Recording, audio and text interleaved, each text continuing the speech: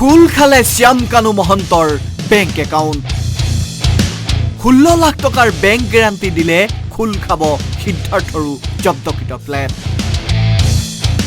ইতিমধ্যে খোল খাইছে মহাবীৰ একুৱা নামৰ সিদ্ধাৰ্থৰ পানীৰ ফেক্টৰীটো জুবিন গাৰ্গৰ টকা লুণ্ঠন চলাই নিজৰ বন্ধুৰ হৈতে সিদ্ধাৰ্থই খুলিছিল পানীৰ ফেক্টৰী কেনেকৈ কাৰ ভুলৰ বাবে শ্যাম কানু মহন্তৰ বেংক একাউণ্টটো খোলাৰ নিৰ্দেশনা আহিল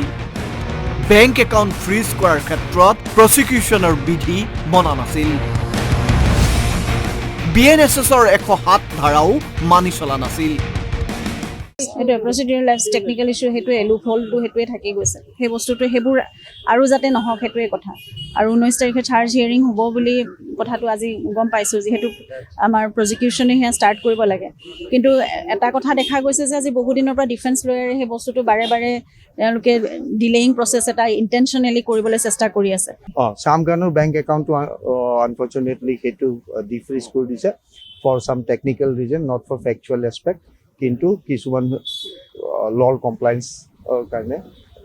হেতু টেকনিক্যাল ইস্যু হিচাপে এইটো ডিফ্ৰিজ কৰিছে যেহেতু আমাৰ এতিয়াও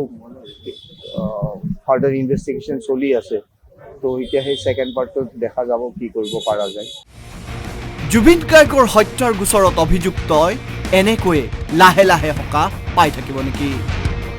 চৰকাৰে ফাষ্ট ট্ৰেক আদালতৰ কথা কৈছে কিন্তু পৰিয়ালে ফাষ্ট ট্ৰেক আদালতৰ কথা এতিয়ালৈকেও জনাই নাই সাংবাদিকৰ আগত গৰিমাই কৰিছে গুৰুত্বপূৰ্ণ মন্তব্য ফাষ্ট ট্ৰেক আদালত কেতিয়া গঠন হ'ব আমি নাজানো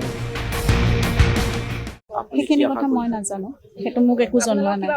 মোক একো কৰা নাই আপুনি কি আশা কৰিছে কিমান দিনৰ ভিতৰত হ'বগৈ পাৰে মই সেইটো নাজানো মই এইবোৰ প্ৰচেছৰ কথাও মই নাজানো যিহেতু তেওঁলোক মই জানো যে এইটো হাইকোৰ্টত এপিল কৰিব লাগে আৰু এতিয়ালৈকে কৰা হৈছে নে নাই সেই ক্ষেত্ৰত আমাক জনোৱা হোৱা নাই কিন্তু যিমান সোনকালে হয় সিমান সোনকালে ভাল কামৰূপ সত্ৰ ন্যায়াধীশৰ আদালতত জুবিন গাৰ্গৰ মৃত্যুৰ গোচৰৰ শুনানি চলি আছে পূৰ্বে অভিযুক্তসকলে দাখিল কৰা কেইবাখনো আবেদনৰ শুনানি গ্ৰহণ কৰে আদালতে সিদ্ধাৰ্থ শ্যাম কানু আৰু শেখৰজ্যোতিয়ে দাখিল কৰিছিল আবেদন শুনানি গ্ৰহণ কৰাৰ সেই আবেদনৰ ৰায় 2 মাৰ্চলৈ সংৰক্ষণ কৰি ৰাখিছিল আদালতে সত্ৰ ন্যায়াধীশৰ আদালতত গোচৰটো চলাৰ পিছত প্ৰায় 9টাকৈ শুনানি সম্পন্ন হ'ল 9টাকৈ শুনানিত কেৱল অভিযুক্তসকলৰ ওপৰত উজৰ আপত্তিৰ আবেদনৰ শুনানিয়ে গ্ৰহণ কৰি আহিছে আদালতে ইচ্ছাকৃতভাৱে অভিযুক্তসকলৰ অধিবক্তাই গোচৰটো লেহেমীয়া কৰি আছে ফলত গোচৰটোত হোৱা নাই অভিযুক্তসকলৰ চাৰ্জ ফ্ৰেম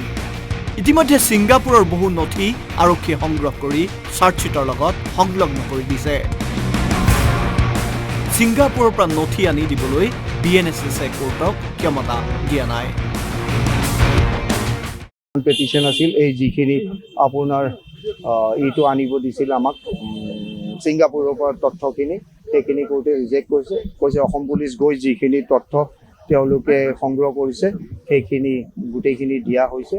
আৰু আপোনালোকে সেইটো বস্তু যদি ইচ্ছা কৰে 10, 11, 12 তাৰিখ দিন ধাৰ্য কৰিছে তেওঁ ফৰ ইনস্পেকশ্যন 2টাৰ পৰা 4টালৈ যাক যিমান ইনস্পেকশ্যন কৰিব আছে ইনস্পেকশ্যন সিদ্ধাৰ্থ শৰ্মাৰ জব্দকৃত ফ্লেটটো মুকলি কৰিবলৈ জনোৱা আবেদন খাৰিজ কৰিলে আদালতে 16 লাখ টকাৰ বেংক গ্যাৰান্টি দিলেহে ফ্লেট মুকলি কৰিবলৈ আবেদন কৰিব পাৰিব সিদ্ধাৰ্থই সিদ্ধাৰ্থৰ ফ্লেটটো 3A সিদ্ধাৰ্থৰ ফ্লেট 3A টো যিটো এটাচ কৰা হৈছিল সেইটো কোৰ্টে বাহাল ৰাখিছে লগতে খালি সাবজেক্টটো কণ্ডিশ্যন দিছে যে তেওঁ যেহেতু 16 লাখ টকা আত্মসাৎ কৰি সেই ফ্লেটটো পইচাটো দিয়াটো ডিসপুটেড আছিল তেওঁ এখন বেংক গ্যাৰান্টি দিব লাগিব OCCIDPS থানাৰ ফেভাৰত উইথ দ্য ডাইৰেকশ্যন যে এই বেংক গ্যাৰান্টিখন দিলে আমি সেইটো আকৌ ডিএটাচ কৰি দিম আৰু যেতিয়ালৈ বেংক গ্যাৰান্টিটো নিদিয়ে 16 লাখৰ তেতিয়ালৈ এই প্ৰপাৰ্টিটো জব্দ থাকিব অৰ্থাৎ সিদ্ধাৰ্থই সকাহ পাব খোল খাব সিদ্ধাৰ্থৰ ফ্লেট 19 মাৰ্চৰ পৰা চাৰ্জ ফ্ৰেমৰ বাবে শুনানিৰ দিন ধাৰ্য কৰা হৈছে 13 মাৰ্চত অভিযুক্তসকলৰ হাজিৰ হোৱা দিন ভিডিঅ' কনফাৰেন্স যোগে হাজিৰ হ'ব লাগিব সকলো অভিযুক্ত মহাবীৰ একুৱাৰ সন্দৰ্ভতো 19 মাৰ্চত হ'ব শুনানি মহাবীৰ একুৱাৰ ওপৰত যিটো নিৰ্দেশ আহিছিলে গতিকে সেইটো আমাৰ সেশন কোৰ্টত সেইটো চলিয়ে থাকিব বুলি এটা নিৰ্দেশ আছে গতিকে সেইটো অহা 19 তাৰিখে চাম কি আহে শুনানিটো আৰু এটা ভাল কথা হ'ল যে যিবোৰ তথ্য তেওঁলোকে ছিংগাপুৰৰ পৰা অনাৰ কথাটো ডিফেন্স লয়াৰে খুব বেছি জোৰ দি আছিলে সেই কথাটো আজি নাকচ কৰিছে